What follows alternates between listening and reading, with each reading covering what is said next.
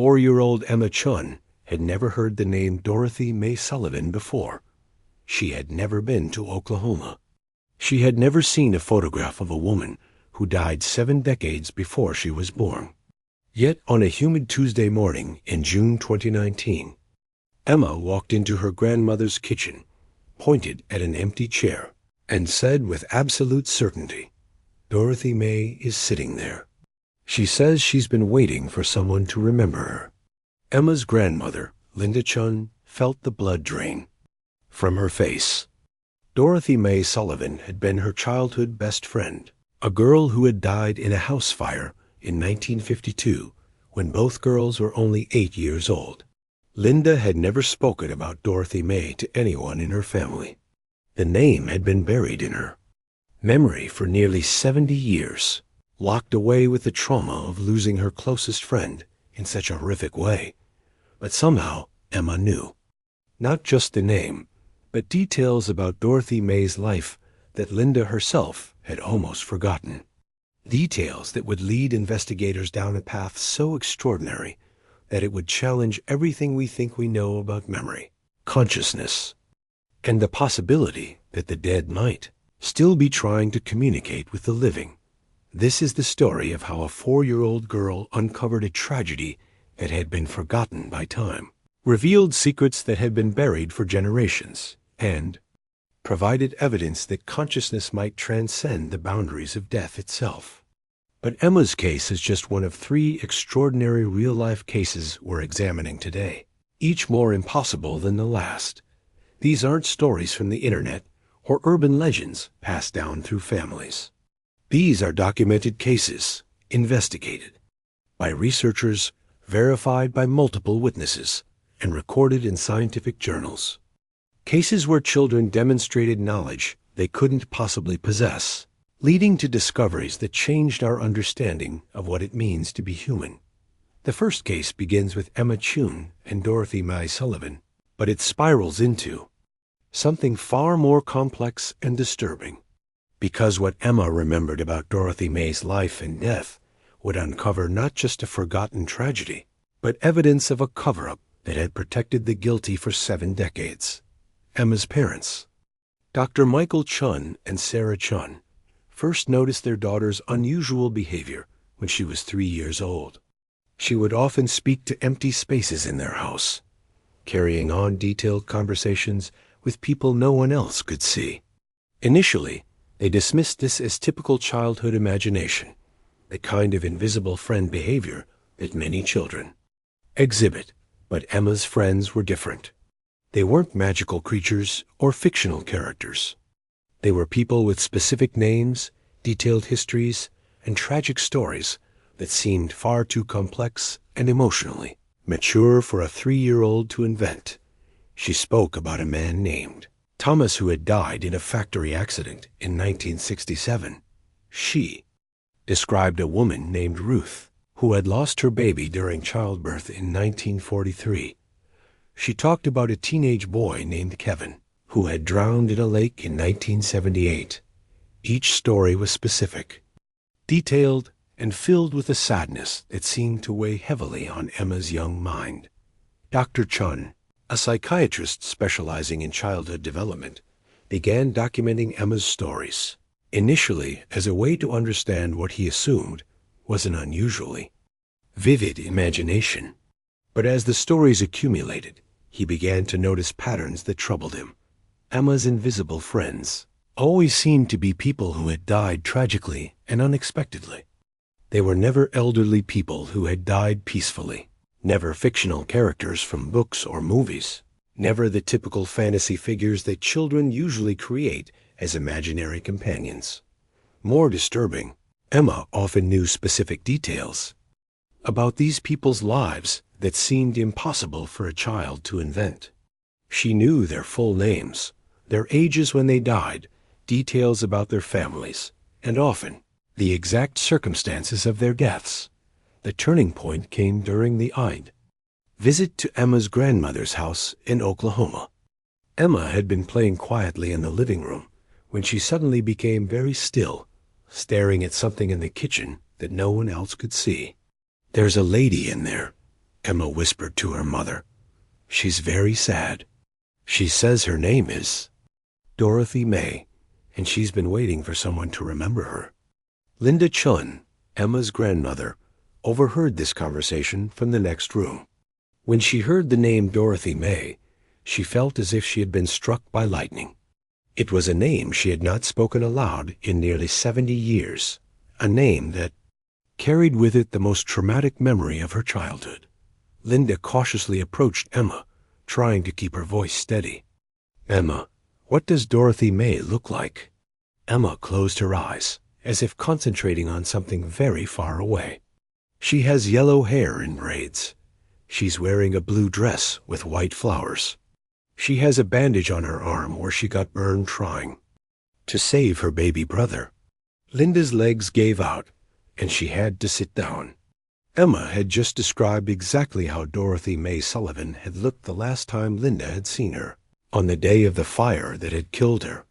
The blue dress with white flowers had been Dorothy May's favorite, the one she had been wearing when she ran back into the burning house to try to save her infant brother Tommy.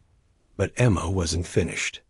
Over the next several hours, she provided a stream of details about Dorothy May's life that Linda had not thought about in decades.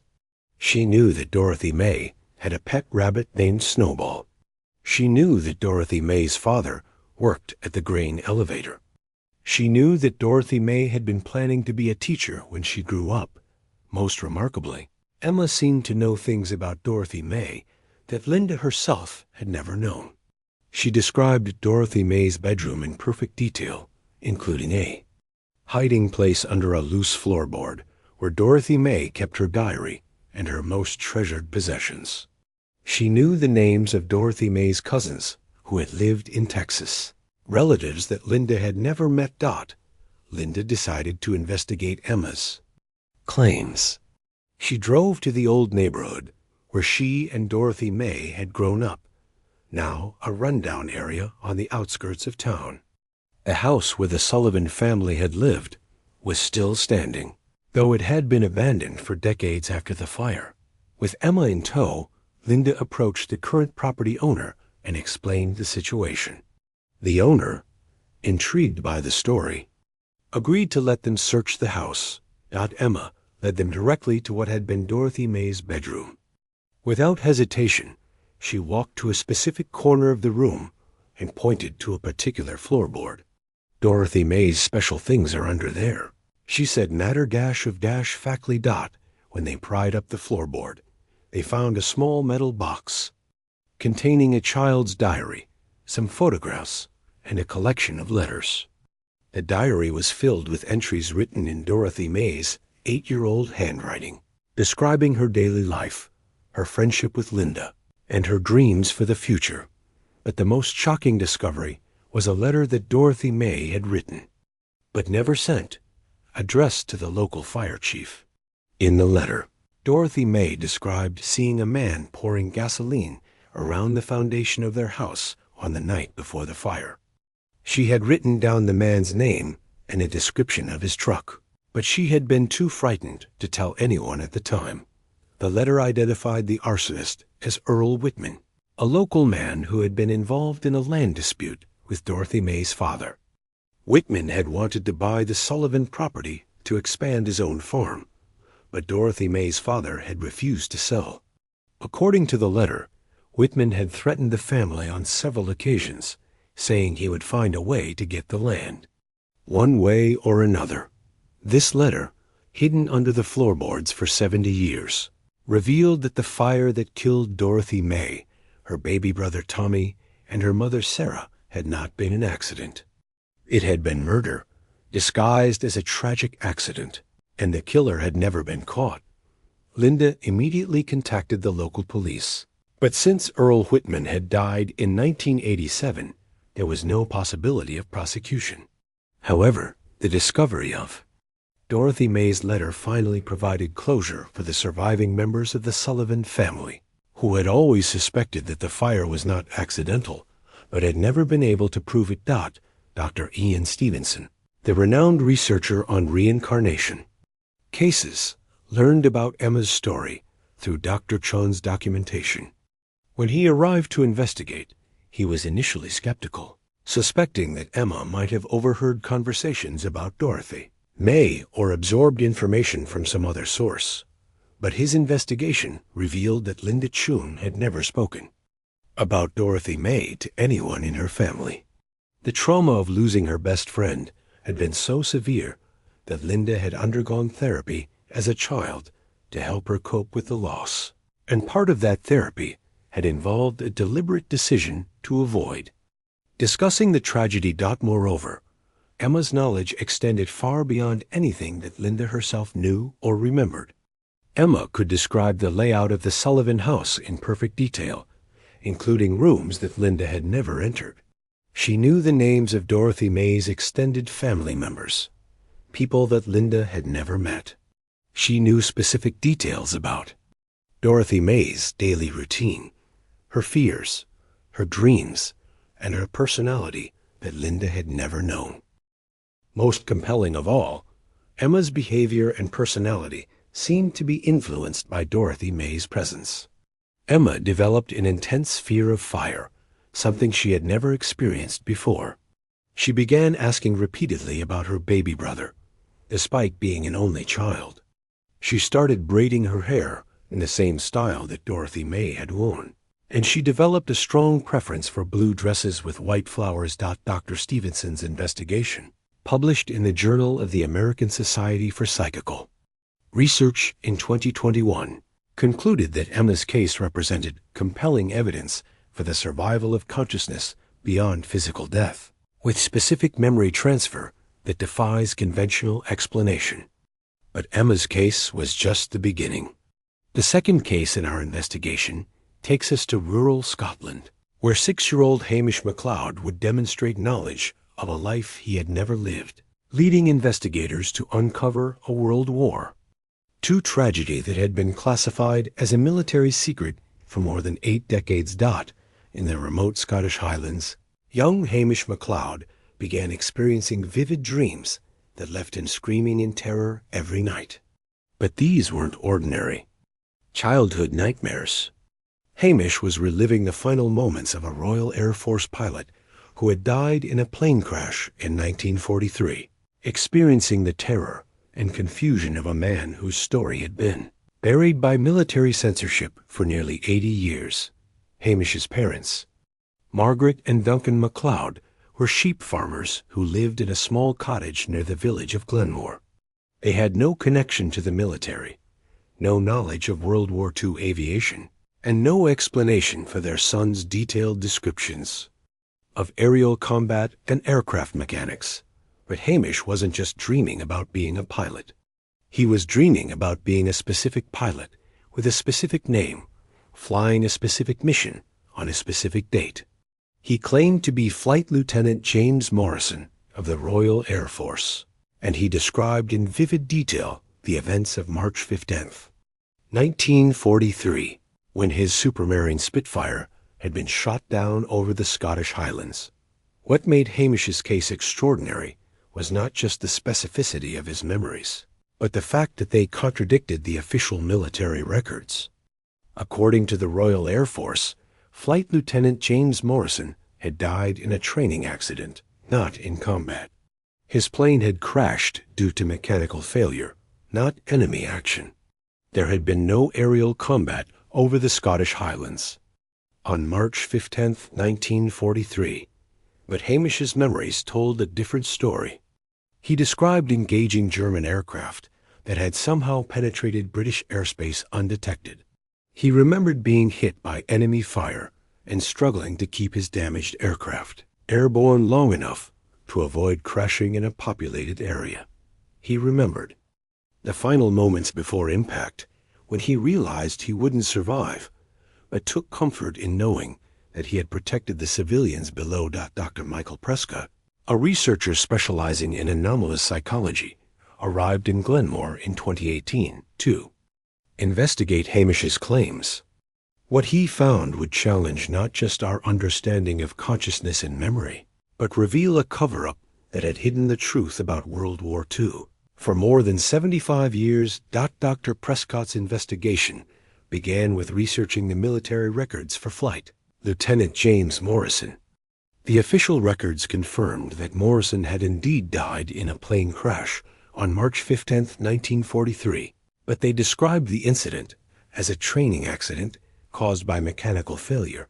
However, when Dr. Prescott examined the records more closely, he found inconsistencies that suggested the official story might not be accurate. The crash site was located in a remote area of the Highlands, far from any training routes or military installations. The wreckage had been removed immediately after the crash, with no opportunity for independent investigation. Most suspicious of all, the incident had been classified at a much higher security level than a simple training accident would warrant. Dr. Prescott decided to investigate further, using Hamish's detailed memories as a guide. The 6-year-old boy had provided specific information about the crash site, describing landmarks and terrain features that he could not have known from any conventional source. Following Hamish's directions, Dr. Prescott located the crash site in a remote glen about 20 miles from Glenmore. The area had been undisturbed for decades, and a careful search revealed debris from the aircraft that had never been recovered by the two. Military analysis of the wreckage told a very different story from the official records. The aircraft showed clear evidence of battle damage, including bullet holes and shrapnel marks that were consistent with enemy fire. The damage patterns indicated that the aircraft had been engaged in aerial combat, not suffering from mechanical failure. But the most significant discovery came when Dr. Prescott found pieces of the aircraft's radio equipment. Careful analysis revealed that the radio had been tuned to a frequency that was not used for training flights, but was reserved for combat missions and emergency communications. Dr. Prescott's investigation eventually led him to classified documents that had been declassified in 2015, but had never been made public. These documents revealed that on March 15, 1943, a small group of German aircraft had indeed penetrated British airspace, attempting to photograph strategic installations in the Scottish Highlands. Flight Lieutenant James Morrison had been scrambled to intercept the German aircraft, along with 2 other pilots. The engagement had been brief but intense, with Morrison's aircraft being damaged by enemy fire. Rather than attempting to land at the nearest airfield, Morrison had chosen to fly his damaged aircraft away from populated areas, ultimately crashing. In the remote glen where his wreckage was found, the incident had been classified as a training accident to prevent the German military from learning that their reconnaissance mission had been detected and intercepted. Morrison's heroic actions had been deliberately concealed to protect national security. But this had also meant that his bravery had never been recognized or honored. Dr. Prescott's investigation, guided by Hamish's memories, not only revealed the truth about Morrison's death, but also led to a posthumous recognition of his heroism. In 2019, the Royal Air Force awarded Flight Lieutenant James Morrison the Distinguished Flying Cross for his actions on March 15, 1943, more than 75 years after his death. Hamish's case provided compelling evidence that consciousness might indeed survive death and retain access to detailed memories. But what made his case particularly remarkable was the way his memories corrected the historical record and restored honor to a forgotten hero. The third and final case in our investigation takes us to India, where 5-year-old Priya Sharma would demonstrate knowledge of a life that had ended in tragedy more than 90 years before she was born, leading investigators to uncover a love story that had been hidden by family shame and cultural prejudice for nearly a century. In the bustling city of Delhi, Priya Sharma began speaking about her previous life as a woman named Kamala Devi, who had lived in the same city during the 1920s. But Priya's memories were not of a typical life in colonial India. She described being a courtesan, a woman who had lived outside the bounds of traditional society, whose story had been deliberately forgotten by a family that was ashamed of her existence. Priya's parents, Raj and Sunita Sharma, were conservative, middle-class merchants who had no connection to the world their daughter described. They were horrified by Priya's claims, which seemed to violate everything they believed about proper behavior and social respectability. But Priya's memories were too detailed and specific to dismiss. She described the layout of a specific house. In Old Delhi, a building that had been destroyed in the 1960s to make way for modern development. She knew the names of people who had lived in Delhi during the 1920s, including British colonial officials, wealthy merchants, and members of the Indian independence movement. Most remarkably, Priya spoke about a love affair between Kamala Devi and a young British officer named Captain William Hartley.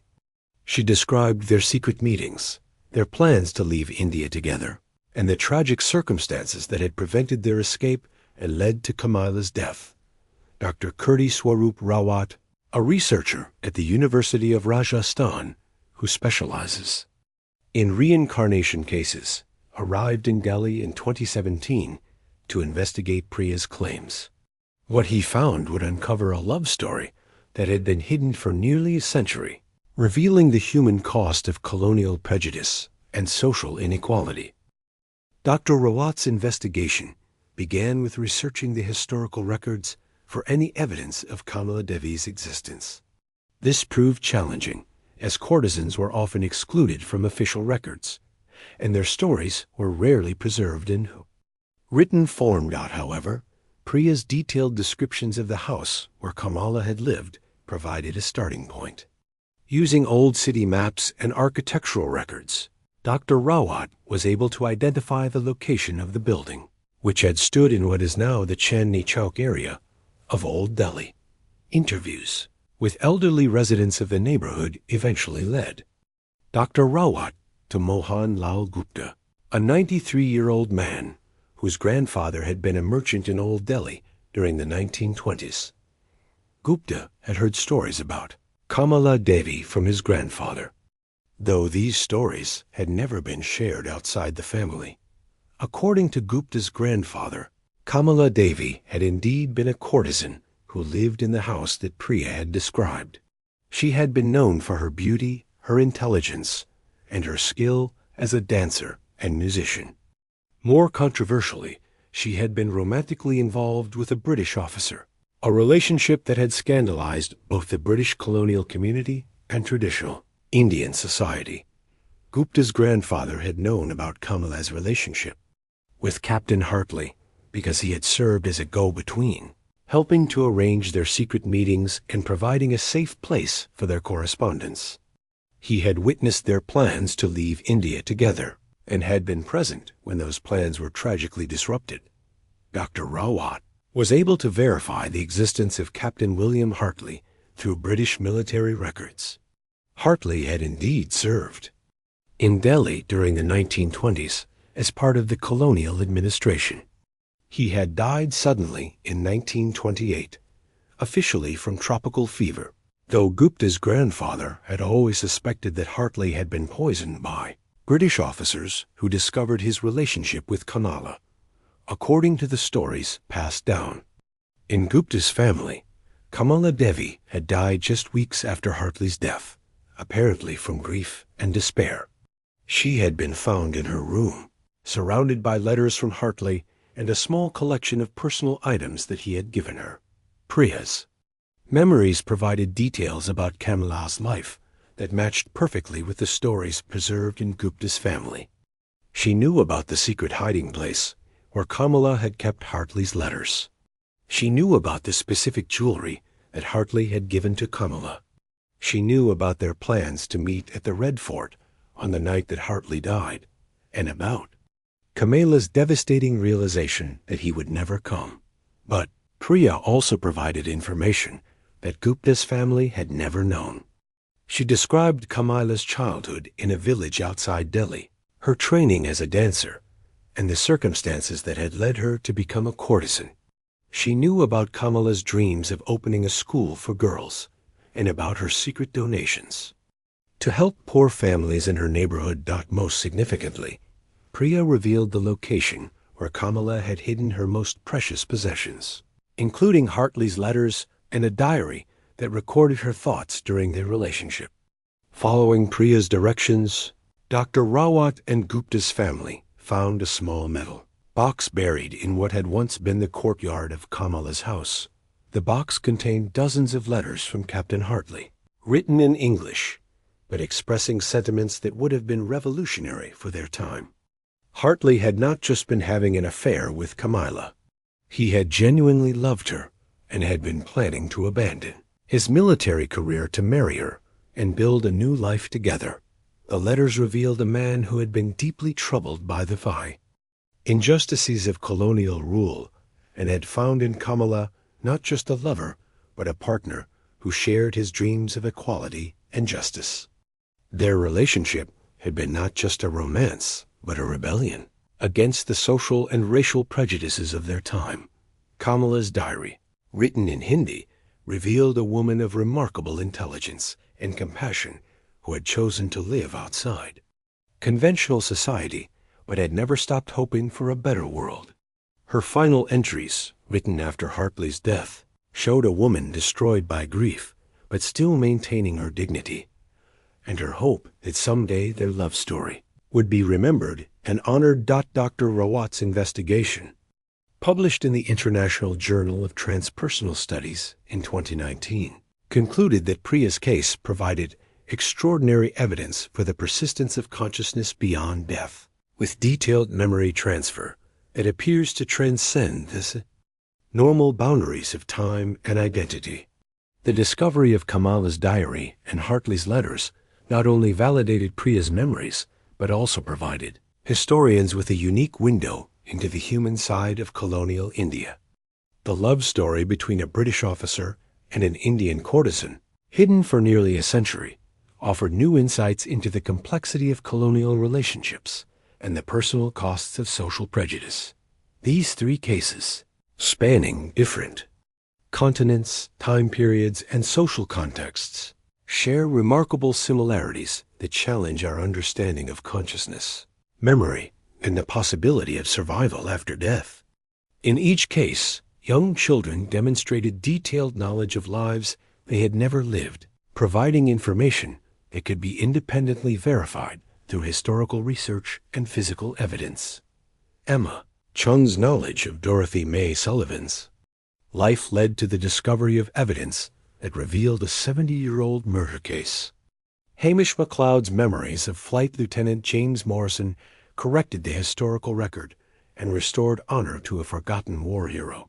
Priya Sharma's recollections of Kamala Devi uncovered a love story that had been hidden by shame and prejudice.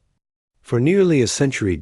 In each case, the children's memories were not vague or general, but specific and detailed enough to guide investigators to exact locations, identify specific individuals, and uncover physical evidence that had been lost or hidden for decades. The accuracy of these memories, combined with the children's emotional connection to their alleged previous personalities, suggests that consciousness might indeed transcend the boundaries of individual lifetime. The children didn't just remember facts and events. They carried the emotions, fears, and unfulfilled desires of the people they claimed to have been. Dr. Jim Tucker, who has studied more than 2,500 similar cases at the University of Virginia, has identified patterns that appear consistently across cultures and continents. Children who report past life memories typically begin speaking about their previous lives between the ages of 2 and 5. Their memories are usually most vivid during early childhood, gradually fading as they develop their own distinct identities. Memories often focus on emotionally significant events, particularly traumatic experiences or unfinished business from the previous life. Children frequently show behaviors, preferences, and phobias that seem directly related to their alleged previous personalities, even when these characteristics are completely different from their current family's traits and interests. Many children demonstrate knowledge and abilities that are inconsistent with their age and background. They may recognize people and places from their alleged previous lives, speak languages they have never learned, or show skills and talents that seem to come from nowhere. The scientific investigation of these cases has revealed that conventional explanations, such as cryptomnesia, fraud, or cultural transmission, cannot account for the specificity and accuracy of the children's memories. The information they provide is often unknown to anyone in their current family and can only be verified through extensive historical research. Implications of these findings extend far beyond the scientific study of consciousness. They suggest that personal identity might not be limited to a single lifetime, that memories and experiences might somehow persist beyond physical death, and that the boundary between life and death might be more permeable than we have traditionally believed. These cases also raise profound questions about the nature of justice, memory, and historical truth. In each of the cases we've examined, the children's memories revealed injustices that had been hidden or forgotten. Dorothy Mae Sullivan's murder had gone undetected for 70 years. James Morrison's heroism had been deliberately concealed by military censorship. Kamala Davies' love story had been erased by social prejudice and family shame. The children served as unexpected witnesses to history, providing testimony that corrected the record and restored dignity to forgotten victims. Their memories became a form of justice, ensuring that the truth would finally be known and that the dead would be remembered. As we continue to investigate the mysteries of consciousness and the nature of human identity, cases like these remind us that reality may be far more complex and interconnected than our current scientific paradigms suggest.